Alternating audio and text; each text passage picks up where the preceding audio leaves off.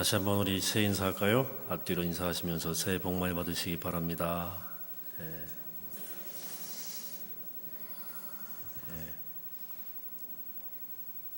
아버지와 아들이 밭으로 나가 소머리를 하면서 밭을 갈게 되었습니다. 힘든 일이라 교대하기로 했어요. 교대로 다 갈았습니다. 그런데 아버지가 소를 몰고 밭을 갈았는데 그 자리는 곧게 또 비틀지 않게 잘 갈았습니다. 그런데 아들이 밭갈이 한 곳은 삐뚤빼뚤 그랬어요. 그래서 아들이 물었습니다. 아버지, 같은 소로 갈았는데 왜 그래요? 아버지가 물었습니다. 너는 무엇을 보고 소를 몰았냐? 저 건너편에서 밭 가는 사람 보고 또 내가 가는 이 소와 밭을 보고 소를 몰았지요. 아버지가 웃으면서 말합니다. 나는 저기 보이는 나무 보면서 소를 몰았다. 너는 움직이는 옆에 것을 보고 또 땅만 보고 소를 몰았잖아. 그렇습니다. 바라보는 목적지와 목표가 무엇이냐에 따라서 오늘 나의 살아가는 모습이 다릅니다. 반대될 수도 있고요. 오락가락할 수도 있어요. 2018년 1년이 다시 주어졌습니다. 금년 11월 31일까지 여러분들이 보면서 걸어가야 할 목표 지점이 있나요? 매달 바꿀 필요 없어요. 꼭 있어야 돼요. 분명한 목적지가 있어서 12월 31일 날 이렇게 고백할 수 있어야 돼요. 바로 여기가 내가 금년 초에 바라봤던 바로 그 목적지다. 클린턴 전 미국 대통령이 자기 회고록에 쓴 얘기죠. 청소년 시절 케네디가 우리 마을에 찾아왔다. 나는 케네디 대통령과 함께 악수를 했다. 그 순간 나는 결심했다. 나도 대통령이 되겠다. 그런 그때 인생 목표가 딱 정해진 거예요. 그 길로 일관되게 달려갔습니다. 그리고 대통령이 되었습니다. 물론 그가 어떤 대통령이었는지에 대해서는 역사에 맡길 수밖에 없죠. 다만 인생 목표가 분명했던 것만큼은 확실합니다. 우리 신앙생활의 목표는 항상 예수님 아니겠습니까? 그래서 예수님 얘기를 오늘 먼저 합니다. 예수님께서 한적한 곳에 가셔서 기도할 때 제자들이 와서 말했습니다. 예수님, 많은 사람들이 예수님을 찾습니다. 예수님 만나보고 싶어 합니다. 그때 주님께서 말씀하셨습니다. 우리 가까운 마을로 가서 전도하러 가자. 나는 전도하러 위해서 왔다. 그리고 제자들과 함께 전도하러 다니셨어요. 자, 저는 지금 2018년 여러분들의 목적지를 이야기하지만 예수님은 평생 가야 할 목적지가 딱 정해주신 분이에요. 하나님 나라를 위해서 선교하고 전도하는 것. 이 주님의 인생의 목적지예요. 저는 여러분들이 올해 우리 교회가 가야 할 목적지를 먼저 말씀드리기 원합니다. 첫째, 올해 꼭 전 교인들이 성경 통독 꼭 하시기를 도전합니다. 제가 목표 천독을 제시한 지가 꽤 되었거든요. 좀 더 구체적인 집중력을 가지고 이 일을 이루기 위해를 원하고요. 올해 표가 뭐죠? 크게 시작. 말씀으로 세워지는 교회예요. 말씀을 모르고 말씀 위에 세워지는 교회를 세울 수가 없어요. 이번 집사 한 명 제가 임명 후보자 중에서 막판에 한 사람이 교육받기 직전에 목사님, 제가 솔직히 성경 한 번도 못 읽었습니다. 이거 꼭 다 읽고 집사 받을게요. 그러더라고요. 제가 거의 끄떡거렸어요. 그래, 한 번 다 읽고 집사 하자. 그랬어요. 집사 정도 되려면 성경은 한 번 읽어야 되지 않겠습니까? 이렇게 저한테 얘기하더라고요. 그래서 그대 말이 참으로 옳도다. 맞도다 그랬어요.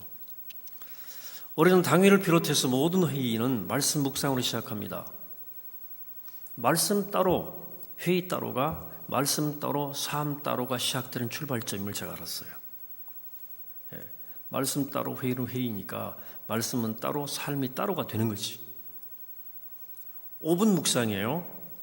불편하지 마시고 순종해 주시기 바랍니다. 올해가 성북교 55주년 되는 해예요. 이 본당 건물을 건축한 지 18년이 되었습니다. 2000년대 완공했으니까 선교관이 24년이 되었습니다. 여기저기 노후된 부분들이 발생하고 있고 교회 학교 예배 공간의 시설 미비가 가장 큰 문제예요. 교우들의 중지를 모아서 다음 세대를 위해서 가장 효율적이고 가장 경제적인 방법을 통해서 이 일을 진행할 것입니다. 이 일을 더 이상 미룰 수 없고 피할 수도 없는 일입니다. 올해 교회가 집중하기 원하는 세대는 3040이에요. 우리 교회 당회가 상당히 젊은 편이었는데요. 이제는 당회원 모두가 50대에 진입했습니다.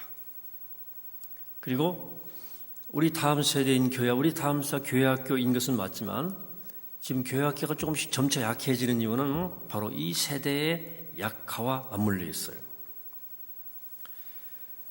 그래서 지금 교회를 주도하는 세대의 다음 세대를 3040, 30대, 40대라고 보고 저부터 올해 이 세대를 양육하는 일에 집중하려고 합니다. 우리가 목적지가 분명해야 하는 이유가 있어요. 방향이 첫째, 방향이 능력이기 때문에 그렇습니다. 폴 마이어가 말했어요.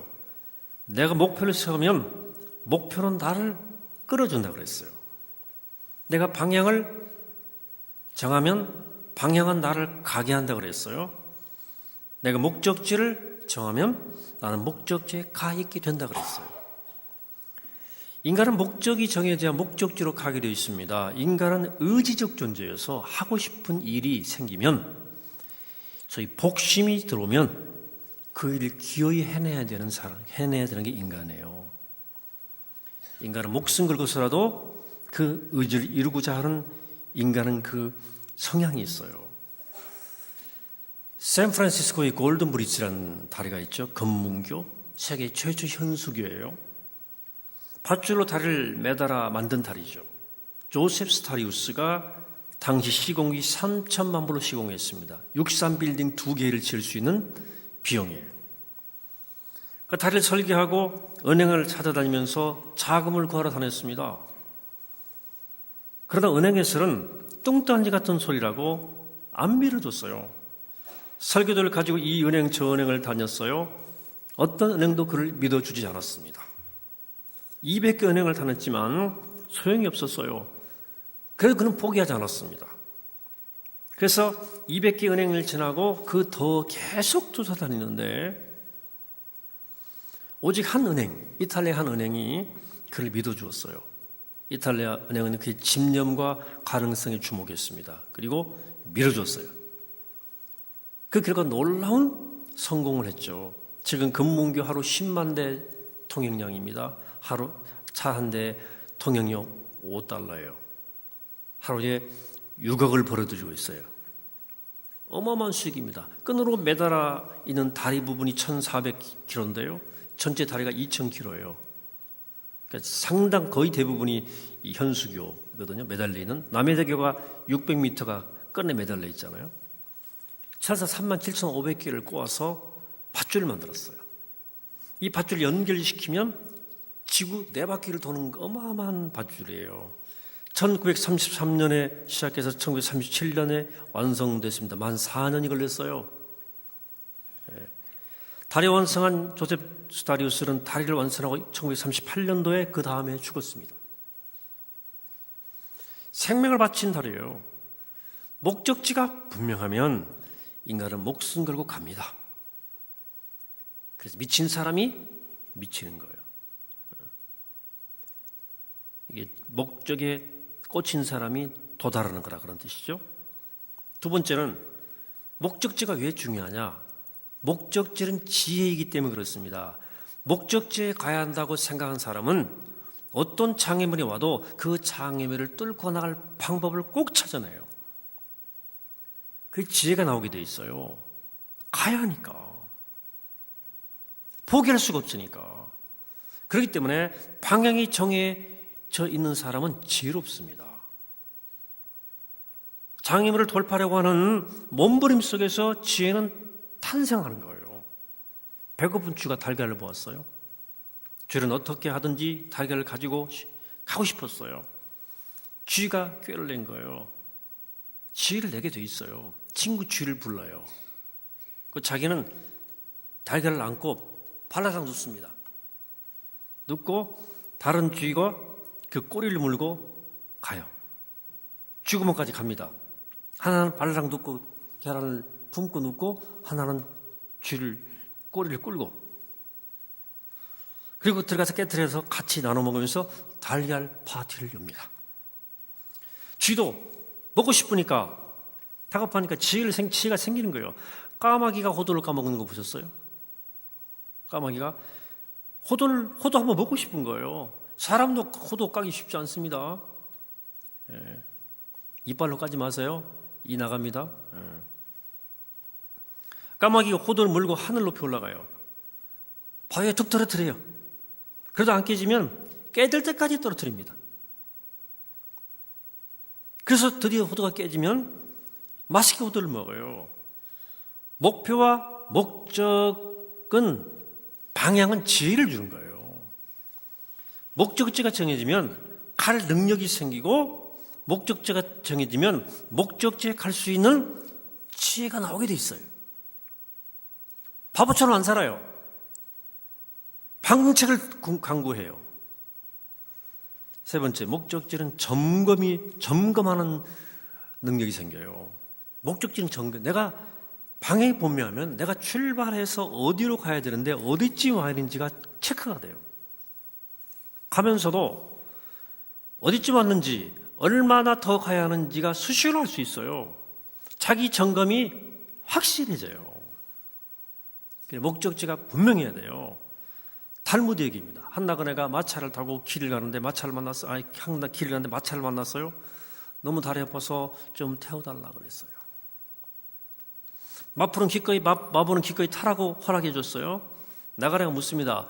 예루살렘까지 가는데 여기서 얼마나 걸립니까? 마부가 말했어요. 이 정도 속도라면 한 30분 걸립니다.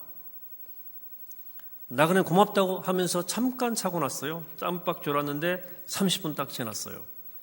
예루살렘 다 왔지요? 마부가 대답합니다. 여기서 1시간 걸리겠는데요? 아니 30분 걸린다 그랬지 않습니까? 그래서 30분 오셨지 않습니까?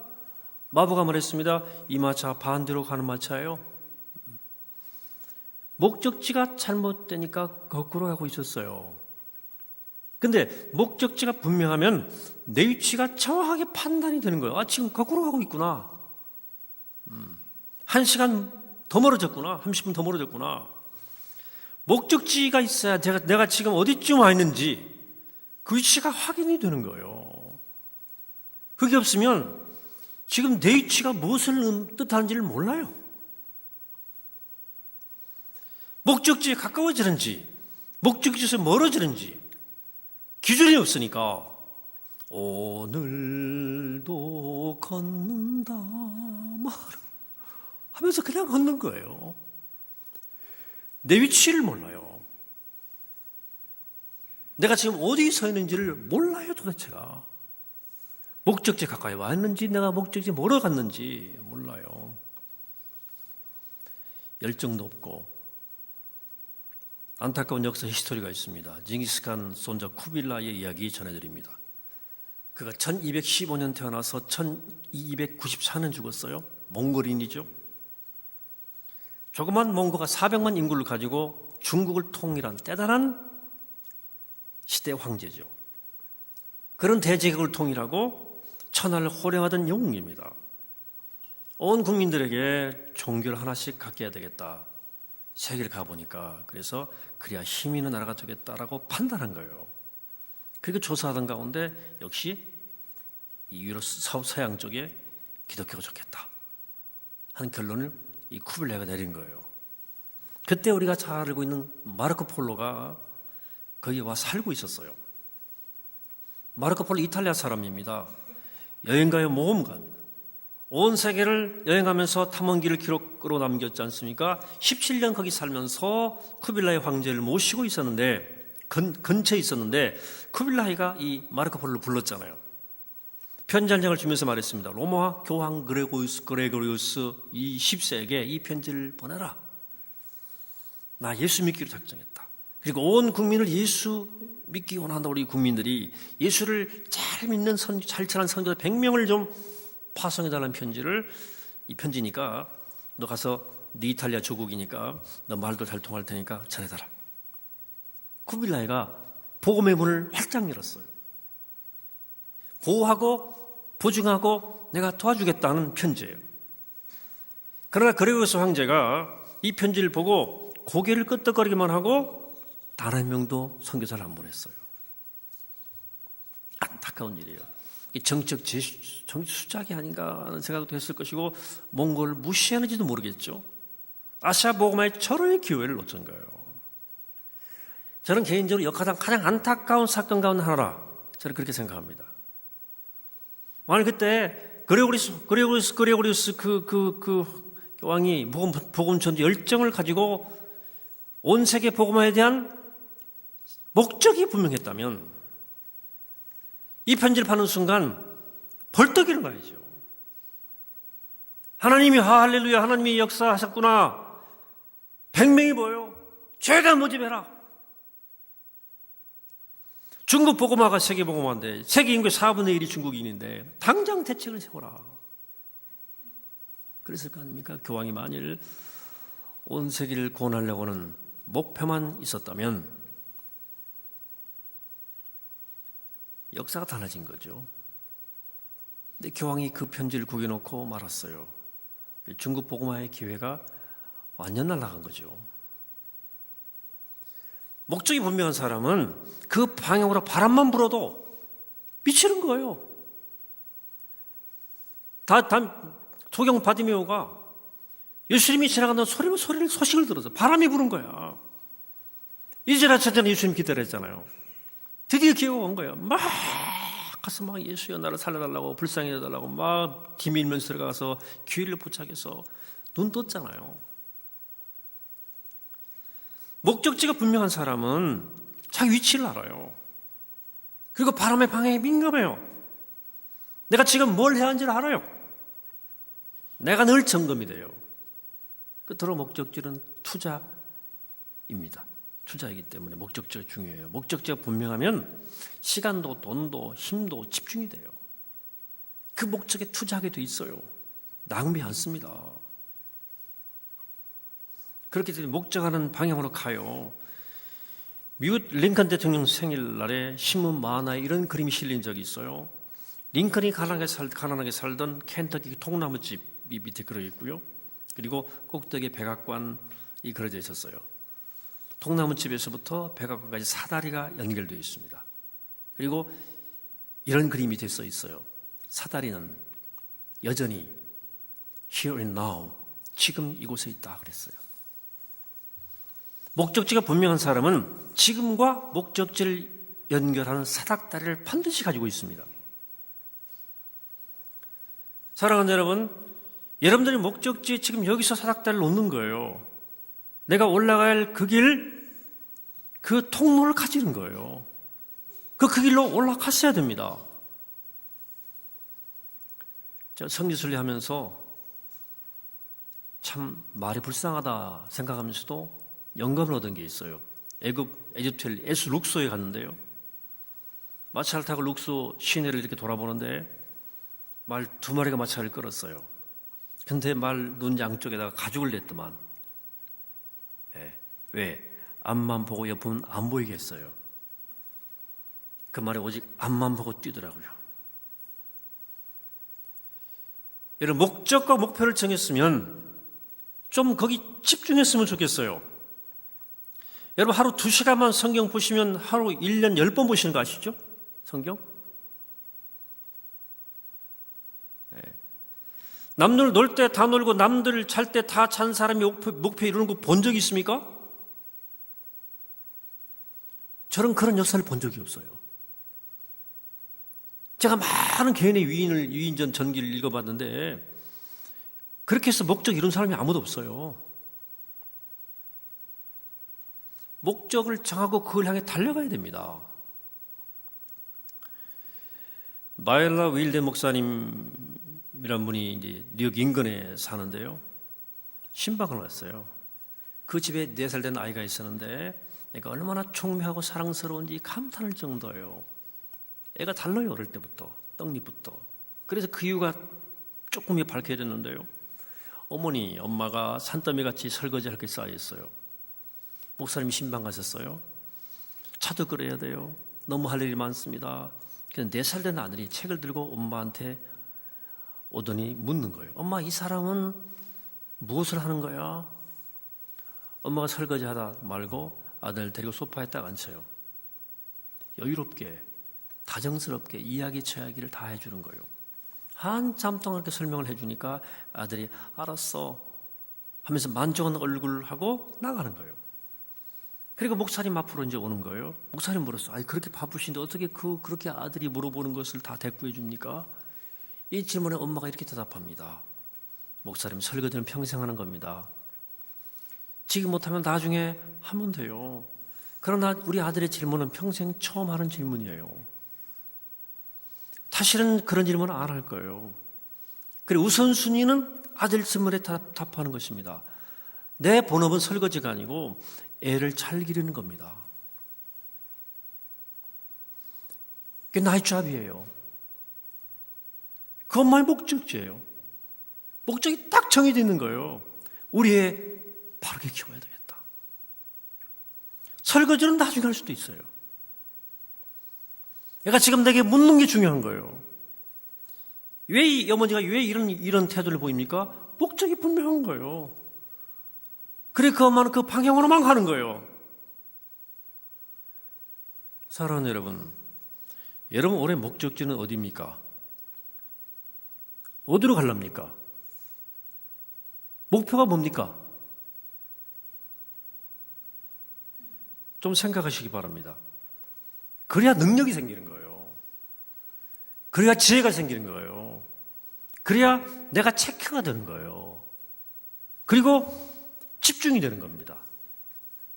바라기는 올 한 해 여러분 제발 대충 살지 마시고 주님 주시는 목표, 뚜렷한 목표와 목적을 가지고 사는 여러분 되시기를 주님으로 간절히 축원합니다. 기도하시겠습니다.